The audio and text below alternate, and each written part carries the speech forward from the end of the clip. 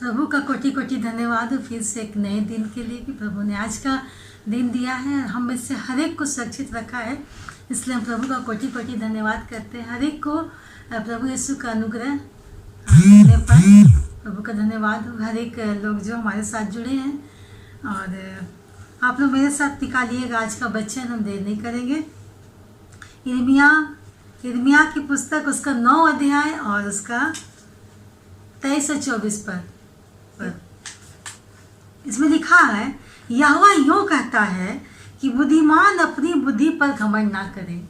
जी हाँ, बुद्धिमान अपनी बुद्धि पर घमंड ना करे, ना वीर अपनी वीरता पर, ना वीर अपनी वीरता पर, ना धनी अपने धन पर घमंड करे, ना धनी अपने धन पर घमंड करे, परंतु जो घमंड करे वह इस बात पर घमंड करे कि वह मुझे जानता है और समझता है कि मैं ही वह यहोवा हूँ जो पृथ्वी पर करुणा, न्याय और धर्म के काम करता हूँ, क्योंकि मैं इन्हीं बातों से प्रसन्न रहता हूँ।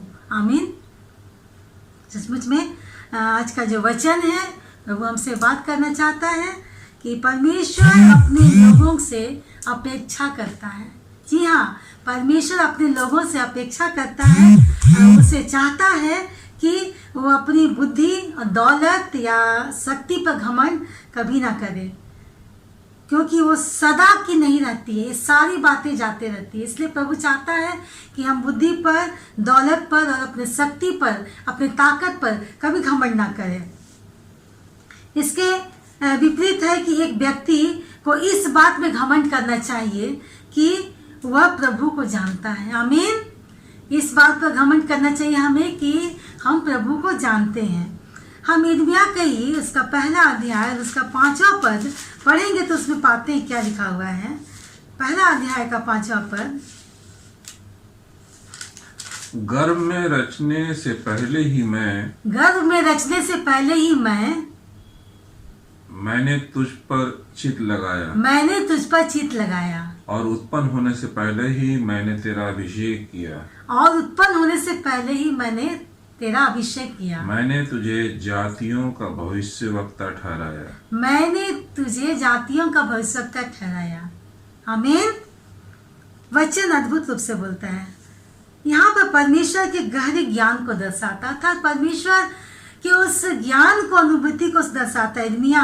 यिर्मयाह को परमेश्वर ने इस सेवकाई के लिए उसको अलग किया था, अतः माता के गर्भ से उसको अभिषेक करके उसको अलग किया था, और वो चाहता था कि वो विशिष्ट काम को करे। आज भी प्रभु चाहता है, हम में से कितनों को चुना है, प्रभु चाहता है कि हम उसके विशिष्ट काम को करें, हम उसके महत्वपूर्ण काम को करें। और परमेश्वर ने उनको अलग किया है, संसार की हर एक बातों से परमेश्वर उसको चुनकर अभिषेक किया, उसको बिल्कुल अलग किया है।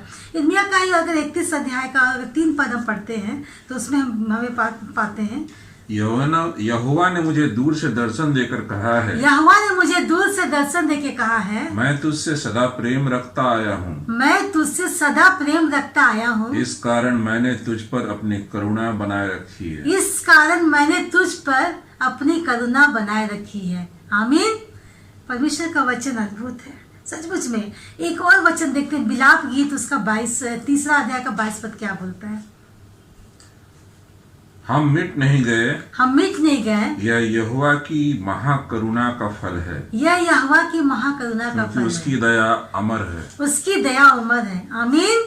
अद्भुत वचन है। परमेश्वर चाहता है कि लोग उसकी दया को, न्याय को, धार्मिकता को जाने।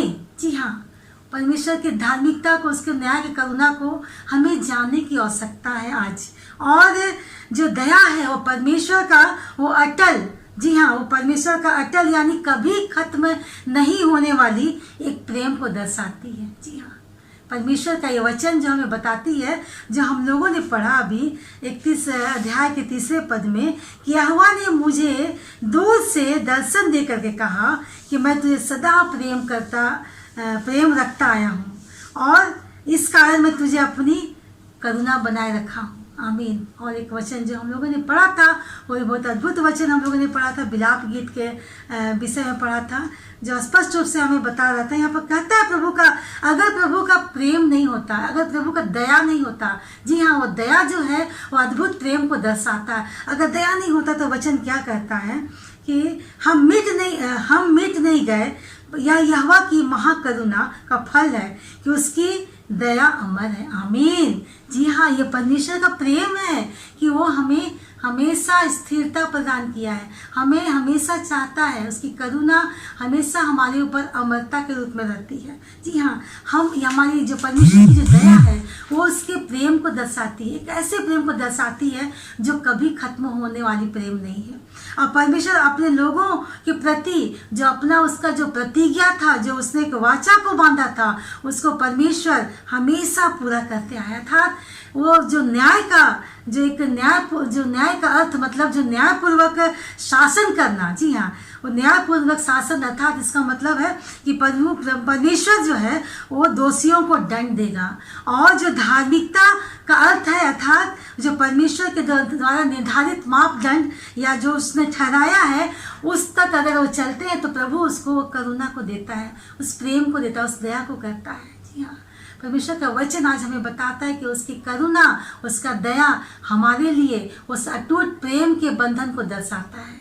जी हाँ, हम एक वचन पढ़ेंगे, अंतिम वचन जो लिखा हुआ है पहला कुरिन्थी और उसका पहला अध्याय और उसका 31 पद क्या हमें बताता है।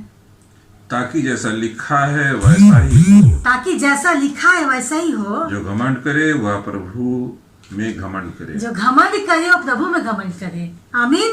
जैसा हम लोगों ने वचन में आज पढ़ा था कि स्पष्ट रूप से लिखता है कि बुद्धिमान अपनी बुद्धि पर घमंड ना करे और वीर अपनी वीरता पर घमंड ना करे, ना अपने धन पर घमंड करे, परंतु घमंड वह इस बात पर करे कि वो प्रभु को जानता है। जी हाँ, तो परमेश्वर का आज वायदा है कि अगर हम घमंड करें तो सिर्फ प्रभु के नाम का घमंड करें, ताकि जो उसका वाचा है जो उन्होंने हमसे दिया है उस वाचा को प्रभु पूरा करता है उस प्रेम के द्वारा।